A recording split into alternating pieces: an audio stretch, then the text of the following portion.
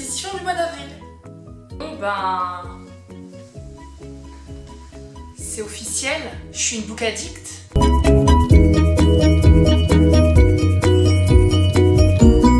Bonjour à tous, je suis contente de vous retrouver pour la vidéo book haul, le book haul du mois d'avril. Oui, tout ça, c'est mes acquisitions du mois d'avril. Bon, bien sûr, au mois de mars, je me suis dit cool, j'en ai moins. Mais je me suis fait plaisir au mois d'avril. Un peu trop d'ailleurs. Dans un premier temps, je voudrais vous représenter le livre que j'ai reçu grâce au concours de Crystal Book. Je vous mets le lien de sa chaîne en barre d'infos, ainsi que la vidéo unboxing où je vous présente ce livre.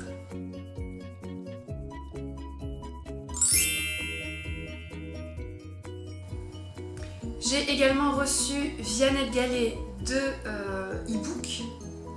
Le premier est un livre de développement personnel du docteur Michael Bress, qui est américain.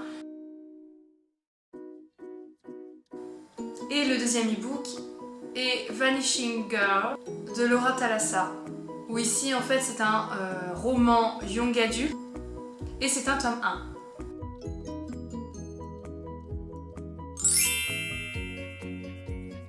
Je vais commencer mon book haul du mois d'avril avec l'achat pour le challenge du mois de la fantaisie, le challenge organisé par Piketty Bookin. Je vous mets en barre d'infos le lien de ma vidéo PAL et de ma vidéo présentation de ce challenge. Donc je vous l'avais présenté dans la catégorie Medieval Fantasy de cette PAL spéciale challenge. J'ai commencé à lire ce livre puisque je tourne cette vidéo au début du mois de mai, donc j'ai à peine commencé. Il s'agit d'un collectif d'auteurs américains qui se sont réunis pour parler de femmes badass. Ce sont des nouvelles bien sûr du genre fantasy et il y a beaucoup d'auteurs importants de notre époque qui ont écrit ces nouvelles. Ici, c'est le premier tome et ce premier tome rassemble tous les auteurs masculins.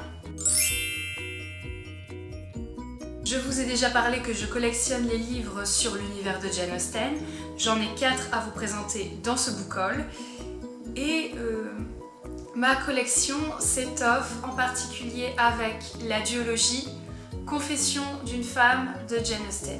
Alors, le premier tome, on va suivre une jeune femme de notre époque qui, après une soirée alcoolisée, va se retrouver à l'époque de la Régence, époque où se situent les intrigues de Jane Austen. Et on va dire que la confrontation entre une femme moderne et une femme de l'époque de la Régence, ça va pas être la même vie. Et c'est justement ça qui va être drôle. Et le tome 2, c'est l'inverse, c'est une femme de la Régence qui va se retrouver de nos jours. Et je me demande justement, qu'est-ce que va dire cette jeune femme sur nous? J'ai également trouvé en boutique d'occasion La quête de Mary Bennet de Pamela Mingle. Alors ici, on se plonge directement dans l'univers de Jane Austen, puisqu'on va suivre le personnage de Mary, qui n'est pas, on va dire, une héroïne du roman original, puisque Jane Austen la dépeint comme une fille raisonnable, voire trop raisonnable, qui est assez effacée et qui n'aime que la musique, lire et être ennuyeuse. Et là justement, on va suivre ce personnage et elle va tomber amoureuse. J'espère aimer justement cette Marie grâce à ce livre. On va continuer dans mes collections avec un nouveau livre de Marc Lévy, Un sentiment plus fort que la peur. Alors c'est un tome 2, je l'ai découvert en le notant sur Livre Addict, mais il me reste quand même quelques livres de Marc Lévy dans ma bibliothèque à lire, donc j'ai le temps de lire, de trouver le tome 1 en occasion, puisque je ne cherche que les Marc Lévy en format poche et en occasion. Donc on va suivre un personnage féminin et masculin dans un thriller mêlée d'aventure. Pas de fantastique dans cette histoire, il semblerait. J'ai également acheté une nouveauté chez France Loisirs, Stéphane Bern, bien sûr, les Pourquoi de l'Histoire numéro 3. Bon, vous le voyez certainement derrière moi, je suis une fan inconditionnelle de Stéphane Bern. Ce livre est une sorte de manuel d'histoire qui, sous forme de questions-réponses, nous apprend des anecdotes sur l'histoire du monde. Et oui, la pile diminue, c'est cool! Je me suis également procuré chez France Loisirs, grâce à mes points club, La Bibliothèque des âmes, le 3e tome de Miss Peregrine et les enfants particuliers. Il est encore sous blister, comme le Stéphane Bern, donc je suis contente de faire ce book haul parce que je pourrai enfin enlever ce film plastique du livre et le feuilleter. Et enfin le mettre dans ma bibliothèque. Alors je ne vais pas vous résumer l'histoire, je n'ai pas encore commencé la saga, j'ai trouvé le tome 1 uniquement le mois dernier et je n'ai pas encore pris le temps de commencer cette saga. L'intérêt de ces livres, c'est que c'est avant tout un objet livre, puisque l'auteur utilise des photos qu'il a trouvées en brocante et qu'il a un tant soit peu retouché, en tout cas une partie de ces photos.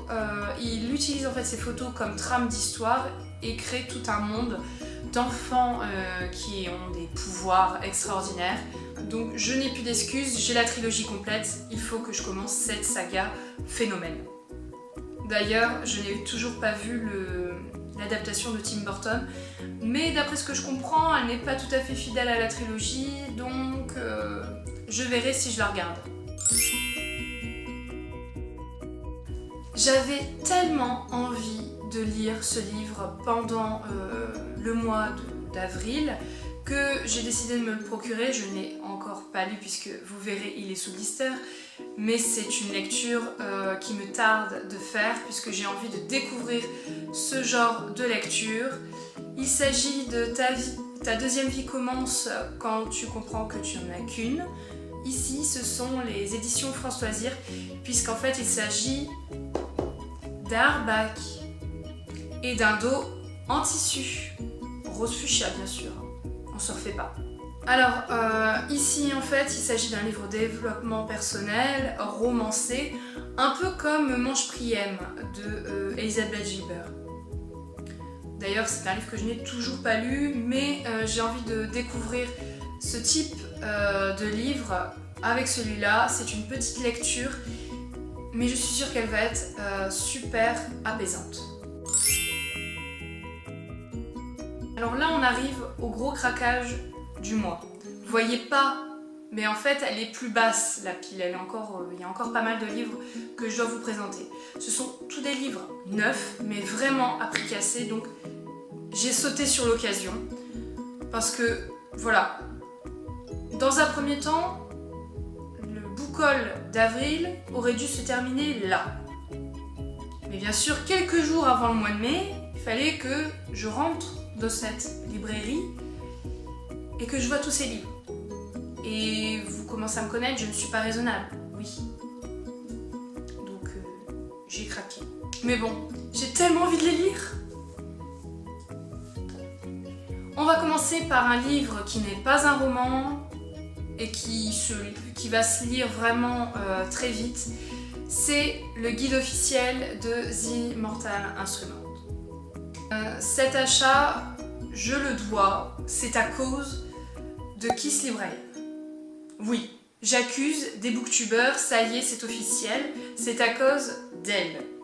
Alors, j'ai découvert sa chaîne il y a peu de temps, on va dire environ 2 mois, et j'aime beaucoup son univers, j'aime beaucoup les livres qu'elle présente.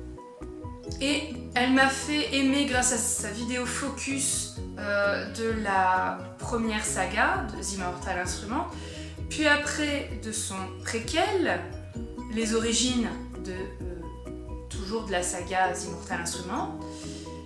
Et là, pendant le mois de mai, il y a Lady Midnight qui va sortir, qui est un spin-off de la saga The Immortal Instrument. Bref, grâce à elle, ou on va dire à cause d'elle, j'ai envie de lire Cette saga qui compte pour l'instant pas moins de 9 tomes, voire 3 de plus qui vont suivre. Comment vous dire que ça va être compliqué. Mais j'ai vu le film récemment, que j'ai pas mal aimé. Je sais qu'il y a la série sur Netflix, mais je n'étais pas très tentée de la commencer. Mais bon, grâce au film, grâce à la vie de cette booktubeuse, et grâce à ce petit livre, je vais peut-être commencer la série. Alors ce n'est pas le guide du film, c'est-à-dire que ce petit livre présente les personnages, l'univers de The Immortal Instruments, des chasseurs d'ombre, mais ne donne pas, on va dire, pas des indices, mais ce guide ne parle pas du film. Il me présente des images du film, il présente les personnages qu'on a vus dans le film, mais ce n'est pas le livre du film officiel. Je le conseille en particulier pour les collectionneurs et les amoureux de cette saga. En tout cas pour 3 €, moi je ne me suis pas privée. J'ai un dernier livre de Jane Austen à vous présenter et c'est le manuscrit perdu de Jane Austen de Ciri James. Je suis trop contente de l'avoir trouvé. Je voulais l'acheter en poche et là à 3 € j'ai le grand format avec un magnifique dos. Oui, j'adore ce petit détail de camée, c'est super joli dans la bibliothèque. On va retrouver une jeune femme qui va découvrir par hasard une lettre de son auteur préféré, Jane Austen, qui révèle qu'elle a caché un manuscrit. Alors pour tous les amoureux des livres, pour tous les fans d'un auteur, découvrir un manuscrit encore non publié, je pense que c'est le rêve de tous.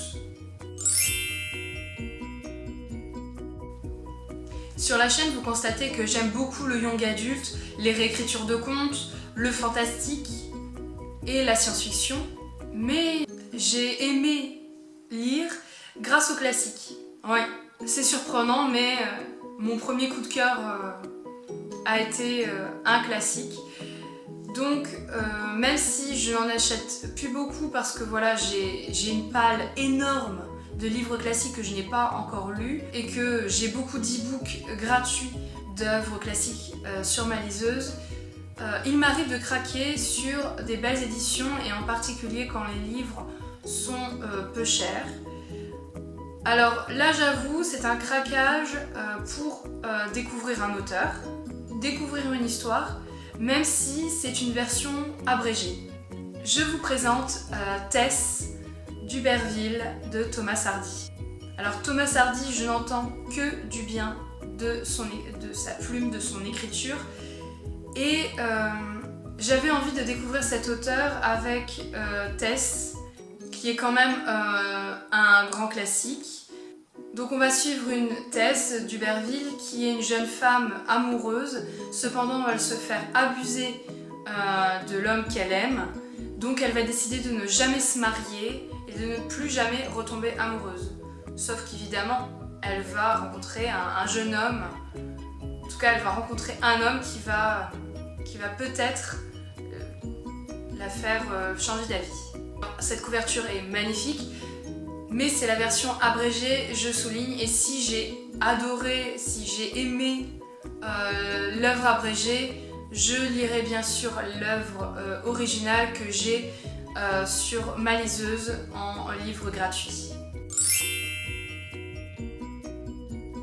Vous pensiez que c'est bon, j'allais vous présenter que des classiques, que le young adulte c'était fini pour ce book haul.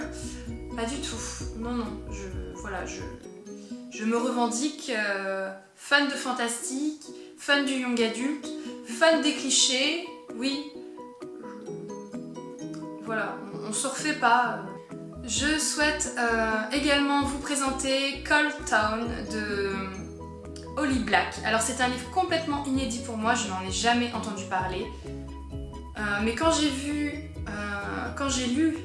cette couverture et quand j'ai lu le résumé, je me suis dit, oh là, ce livre est contre les clichés des vampires, en tout cas les clichés sur Twilight, puisqu'on va suivre en fait des vampires vraiment méchants, des vampires sanguinaires. Oui, parce qu'en fait, les vampires ont révélé leur existence, Ils tuent violemment les humains et donc on décide de les parquer dans une cité où ils sont entre eux et que les humains sont à l'extérieur. Sauf qu'une jeune femme va décider de rentrer parce qu'elle se sent obligée d'y aller, alors elle est complètement folle, dans cette cité des vampires. Alors c'est un one shot, c'est ça qui est super, on part pas dans une trilogie. Et voilà, des vampires méchants. Super, je signe. Quand je vous ai parlé de clichés, j'ai acheté en fait 2 sagas qui recensent un peu tous les clichés du young adulte. Mais j'avais envie de les découvrir parce que c'est 2 personnages fantastiques que j'aime beaucoup et que je souhaiterais découvrir beaucoup plus. Je vais commencer par Wicca, donc les sorcières, de Kate Tiernan. Ici j'ai le tome 1 et le tome 2. Alors c'est une saga en 5 tomes. Là je ne vous présente que les deux premiers parce que je n'ai que les 2 premiers. Je sais très bien que le tome 3, 4, 5 vont être très difficiles à trouver, mais je voulais vraiment commencer cette saga parce que voilà, le thème de la sorcière, je n'en lis pas, hormis Harry Potter bien sûr, et je trouve ça très dommage que je n'en lis pas beaucoup plus, et donc trouver ces 2 livres était la bonne occasion de me mettre justement à ce personnage fantastique. On va suivre Morgane, qui est une fille banale dans un lycée banal aux États-Unis. Alors là, le bon cliché du young adulte, elle va rencontrer le nouvel élève, plutôt beau gosse, qui va lui faire découvrir qu'elle est une sorcière. Mais bien sûr, une sorcière avec d'immenses pouvoirs, parce que oui, on est dans le cliché, voilà, ou on l'est pas. Mais bon, comme je dis toujours, hâte de découvrir. Autre saga, mais là j'ai tous les tomes, c'est Le Retour de l'Ange d'Elizabeth Chandler. Alors ici, la créature, vous vous doutez bien, c'est dans le titre, ce sont les anges. On va suivre en fait une jeune fille qui devait mourir, sauf qu'elle se fait réanimer par un ange, alors que c'était pas sa destinée et qu'il n'aurait jamais dû le faire. Je découvre vraiment cette saga, je n'en ai pas entendu parler. Voilà, j'ai les 3 tomes. J'ai envie de lire beaucoup plus d'histoires sur les anges parce que c'est vraiment une créature qui m'intéresse et que j'aime voir de temps en temps, même si elle n'est pas très développée dans la littérature. Et regardez-moi ces couvertures magnifiques. Là, c'est le tome 1. Le tome 2 et le tome 3. Ça y est, je vous présente le dernier livre et je ne compte pas les compter. Si vous êtes amusé à compter tous les livres que j'ai achetés, n'hésitez pas à le mettre en commentaire, ça me fera beaucoup rire, mais ne me demandez pas de le faire. J'ai vu la pile, elle est énorme, je reste choquée. Le dernier livre que je vous présente pour ce book haul du mois d'avril, c'est Sixteen de Caroline Vermal. En fait, c'est un livre 1, cependant sur Livre Addict, c'est considéré comme une saga, sauf qu'il n'y a pas de suite. Donc j'espère que ça ne va pas terminer en cliffhanger, qu'il y aura quand même la résolution de l'énigme du livre, parce que oui, il y a une énigme qui m'a l'air super prometteuse, puisqu'on est ici sur un thriller aventure. Young adulte bien sûr, mais avec de l'histoire, puisqu'ici on va découvrir une jeune femme qui a été enterrée vivante dans une pyramide en Égypte, et elle a été accompagnée bien sûr de la momie, puisqu'on est dans une pyramide, et de son mari fraîchement décédé. Et le plus surprenant, c'est que cette pyramide vient juste d'être mise au jour et qu'il n'y a pas de porte d'entrée, hormis une petite faille. Donc voilà, vous mettez une enquête sur l'Égypte, sur une pyramide Voilà, mêler du fantastique dedans, pour moi c'est génial. J'ai hâte de le découvrir. Si vous l'avez lu, n'hésitez pas à me dire si ça part en cliffhanger à la fin ou pas. Voilà, voilà, tous ces livres, voilà, je vous présente celui-là, mais vraiment tous les livres que je vous ai présentés me font envie. C'est tout pour ce book haul. N'hésitez pas à mettre en commentaire vos impressions et vos avis si vous avez lu, oui ou non, ce livre, bien sûr sans me spoiler. En tout cas, voilà, tous ces livres me faisaient envie, me font encore envie, je ne sais pas comment je vais choisir. Voilà, j'attends vos conseils, j'attends vos impressions sur les livres parce que vraiment, ils me font tous envie. Ça va être compliqué. Je pense que le mois de mai, ça va être horrible parce que j'ai le challenge, j'ai ma palle que je me suis fixée et j'ai tous ces nouveaux livres qui me font terriblement envie. Je pense que je ne vais pas respecter mes pales, je le sens bien. Et je pense que je vais en entamer beaucoup d'un coup, c'est sûr. Voilà, j'espère que ce book haul vous a plu. N'hésitez pas à commenter et on se retrouve très bientôt pour une nouvelle vidéo. Bon, maintenant, je vais tous vous ranger parce que là, ça... Voilà, hein, ça... Faut que je trouve de la place aussi maintenant. Bon, on va jouer à Tetris, hein? Oui.